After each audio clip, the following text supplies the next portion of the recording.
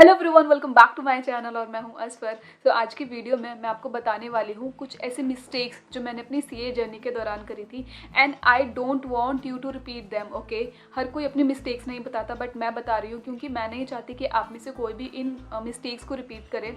कहीं ना कहीं मुझे लगता है कि इन मिस्टेक्स की वजह से मुझे ज़्यादा टाइम लगा सीए क्लियर करने में। हो सकता था मैं थोड़ा पहले कर लेती, हो सकता था चीज़ें कुछ ज़्यादा बेटर हो सकती थी, but because of these mistakes मुझे सीए जर्नी के दौरान problems I. First mistake which I did was that I was dependent on my friend। मैं आपसे चाहूंगी कि आप किसी पर भी डिपेंडेंट ना रहें, स्पेशली जब आप सीए में आए। मैं अपनी फ्रेंड के सहारे सीए में आई थी और जब उसने सीए छोड़ने का डिसीजन लिया तो मुझे लगा कि मैं भी छोड़ दूं, क्योंकि मैं उस पर इतनी ज़्यादा डिपेंडेंट हो चुकी थी, मैं इतनी ज़्यादा रिजर्व रहती थी, मैं उसी के साथ रहती थी। मुझे ऐसा लगता था कि वही है जो मुझे सीए से बाहर निकाल सकती है। एंड वो चीज़ें अब जब मैं सोचती हूँ तो मुझे लगता है हाउ नेव आई वॉज।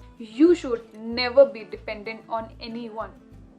कोई भी नहीं, मतलब कोई फ्रेंड हो या फैमिली हो या कोई भी हो, किसी के भरोसे सीए में मत आओ। अगर आप सीए करना चाहते हो तभी सीए में आओ। Okay, I was lucky because मुझे पढ़ाई पसंद थी तो मुझे सीए करने में मज़ा आ रहा था। बट बहुत सारे लोग ऐसे होते हैं जो दूसरों के बहाने, दूसरों के भरोसे आ जाते हैं, लेकिन इसमें आने के बाद उनको लगता है कि this is not the line for them. बहुत सारे लोगों के साथ ऐसा होता है। और जब उस फ्रेंड या उस फैमिली का जो भी बंदा है उसकी वजह से आप सी में आ जाते हो, उसके बाद निकलने में बहुत ज़्यादा दिक्कत होती है। ऐसा मत करना please please. Don't do this mistake because she is such a course जिसमें पहली बात तो टाइम बहुत ज़्यादा लगता है, बहुत ज़्यादा एनर्जी जाती है, बहुत ज़्यादा हार्ड वर्क जाता है and it demands so much will power जो कि हर किसी में नहीं होती। दूसरे के सहारे इस कोर्स में कभी मत आना, तभी आना जब आप सच में सीए बनना चाहते हो, आप सच में इस प्रोफेशन की तरफ अट्रैक्ट हो। Otherwise please please please don't dependent on any one. एक और बात मैं कहना चाहूँगी कि सीए जर्नी के दौरान हमारी एमसीएस होती है, ओपी होती है, आईटीटी होती है। बहुत सारे बच्चे ना ये सोचते हैं कि हम अपने फ्रेंड के साथ जाएंगे। पहले मैं भी यही सोचती थी, सच बताऊँ तो। बट ओपी के टाइम पर मुझे ऐसा हुआ कि मुझे कोई फ्रेंड नहीं मिल रही थी, क्योंकि मैं आईपीसीसी क्लियर कर चुकी थी और बाकियों ने नहीं करी थी। बट मुझे करना था, आगे तो पढ़ना ही है ना। तो मैंने without my any of my friend जिसको मैं जानती हूँ उसके बिना मैंने ओपी ज्वाइन करी and it was such a nice decision. Because जब आप अपने फ्रेंड के साथ आते हो ना, किसी में भी, ओपी में आओ, एमसीएस में आओ, आप ना उन्हीं के साथ रह जाते हो। आप दूसरे लोगों से थोड़ा दूर दूर रहते हो जो नए लोग होते हैं। बट आपको ये चीज़ नहीं करनी है। आप जितना ज़्यादा स्ट्रेंजर लोगों से मिलोगे ना, आपका कॉन्फिडेंस भी बढ़ेगा। साथ के साथ जब आप एक्सपीरियंस शेयर करते हो उनके साथ या वो अपनी एक्सपीरियंस आपके साथ शेयर करते हैं, आपको बहुत ज़्यादा नॉलेज मिलती है। सो अकेले करो, मुझे तो यही चीज़ सबसे ज़्यादा अच्छी लगती है। अकेले करो, अच्छे अच्छे लोगों से मिलो, दोस्त बनाओ और मज़े करो।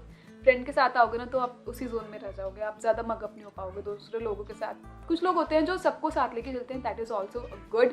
बट अगर आप अपने फ्रेंड के साथ जा रहे हो ना तो प्लीज़ उसके साथ मत रहना। बेसिकली मैं यही कहना चाहती हूँ। दूसरी मिस्टेक जो मैंने करी थी वो ये that I didn't made much contacts specially before my articleship. Articleship से पहले सच बताऊँ मैंने कॉन्टैक्ट्स नहीं बनाए थे, विच आई फील बहुत बड़ा ब्लंडर मैंने किया था। मैं अगर अपनी स्टोरी बताऊँ, I was from a girls school, okay, and I was really hesitant to talk to boys and even my family was very reserve. और तो मेरे लिए काफ़ी ज़्यादा दिक्कतें क्रिएट हुई जब मैंने आईपीसीसी क्लियर कर ली और मैंने आर्टिकलशिप फॉर्म ढूंढनी शुरू करी। सच बताऊँ मुझे बहुत ज़्यादा दिक्कत आई। Those things, those problems, those troubles can be avoided अगर मैंने कॉन्टैक्ट्स बना लिए होते। Just because you are talking to any boy, it doesn't mean कि आप उसी पर्सपेक्टिव से बात कर रहे हो। No, boy can be a friend, girl can be a friend. हो सकता है, वो फिल्मों में ही होती है कि लड़का लड़की कभी दोस्त नहीं हो सकते। It's not right, okay. तो बेसिकली मैं कह रही हूँ कॉन्टैक्ट्स बनाओ। It's not just a boy की अब बॉय के साथ ही कॉन्टैक्ट बनाओ, गर्ल के साथ ही कॉन्टैक्ट बनाओ, बट कॉन्टैक्ट बनाओ। आर्टिकलशिप के टाइम पर सच बताऊँ मुझे भी फील होता है कि मुझे आर्टिकलशिप बहुत पहले मिल चुकी होती या फिर उससे भी बेटर मिलती अगर मैं कॉन्टैक्ट्स बनाती। Because I was too reserve, I was too shy to talk to anyone, कि मैं सब खुद से ही करती रही। But it's not like that guys. जब आप दूसरों के साथ कॉन्टैक्ट बनाना शुरू करते हो, वो भी आपसे कुछ ना कुछ एक्सपेक्ट करते हैं, आप भी उनसे कुछ ना कुछ एक्सपेक्ट करते हो। आप अपनी नॉलेज शेयर करते हो, वो अपनी नॉलेज शेयर करते हैं। बेसिकली फ़ायदा दोनों का होता है। So do make contacts guys. Not just कि आपको आर्टिकलशिप में आना है, but even after becoming CA आप जॉब में जाओगे, you will get a good company, a good firm. मेरे साथ भी वही हुआ है। मैं आई थिंक उसके लिए अलग वीडियो बनाऊंगी, that how I got my first job after becoming CA through contact, okay.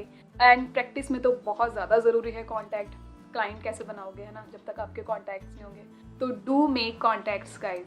Now तीसरी मिस्टेक जो मैंने करी थी, that I under estimated the ICI study material. And study material includes your RTP, your PM, your mock test papers. Do not underestimate these things, guys. और इस चीज़ का मुझे अभी तक रिग्रेट है। मैंने कितना ज़्यादा अंडर एस्टिमेट किया अपने ICI के मटेरियल को। जब मैं 2 बार लगातार फेल हुई थी, उसके बाद मुझे रियलाइज़ हुआ that how much important to go through your study material. It's very important. मैंने जब अपना पूरा स्टडी प्लान चेंज किया, उसमें सबसे बड़ा जो चेंज था वो था इनकॉर्पोरेट करना अपने ICI स्टडी मटेरियल को। एंड उसके बाद मुझे सक्सेस मिली। इट्स नॉट कि मैं सीनियर लोग होते हैं उनकी बात कही हुई बात पे कह रही हूँ, नहीं, ये मेरे साथ हुआ है। मैंने ये चीज़ एक्सपीरियंस करी है कि जितना ज़्यादा आप ICI मटेरियल को यूज़ में लाओगे, उतना ज़्यादा आप फ़ायदे में रहोगे। कुछ सोच कर ही उन्होंने बनाया होगा। एंड ऑफ कोर्स पेपर कौन सेट करता है? ICI। तो वो अपने मटेरियल भी से देगी ना, किसी टीचर की बुक में थोड़ा देगी। तो मैं आपको यही बोलूँगी कि मेरी तरह ये मिस्टेक मत करना। Never under estimate ICI study material. 4th mistake जो मैंने करी थी वो ये, दैट आई वॉज बिलीविंग कि अगर मैं रिनाउंड फैकल्टी से, एक्सपेंसिव फैकल्टी से कोचिंग लूँगी तो मेरे लिए CA क्रैक करना ईजी होगा। It's not like that. It's not at all like that. It's a myth. अपना बताऊँ अगर मैं, तो मैंने फाइनल में ऑलमोस्ट सारी ही टॉप फैकल्टी से क्लास ली थी। बट वाइल प्रिपरेशन, क्लास तो मैंने ले ली आर्टिकलशिप के दौरान, बट जब मुझे प्रिपरेशन करना मैंने शुरू करा एग्ज़ाम की, तब मुझे रियलाइज़ हुआ कि what a blunder I made. I am not talking about all the faculties. Of course उन्होंने कुछ अच्छा ही करा होगा, लोगों को कुछ पसंद ही आया होगा, तभी वो टॉप पर है।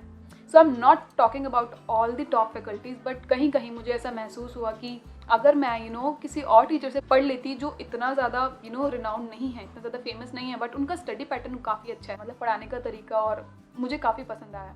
और मैंने प्रिपरेशन के टाइम पर 2 ऐसी कोचिंग ली जिसकी कोचिंग में ऑलरेडी पहले ले चुकी थी, बट मुझे फिर से लेनी पड़ी because I was not happy.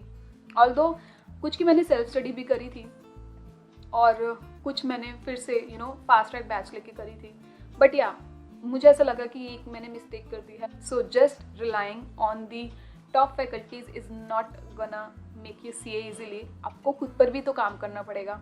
मतलब वो एक बात है ना कि ट्यूशन वाला कितना अच्छा पढ़ा देगा आपको, जब तक बच्चा खुद ही नहीं पढ़ेगा तो फिर क्या फ़ायदा। तो एक बात मैं बताना चाहूँगी कि क्लासेस लेना इतना मैटर नहीं करता जितना मैटर करता है उस क्लास के बाद आप क्या करते हो। आपकी रिस्पॉन्सिबिलिटी है उसको रिवाइज़ करो, है ना।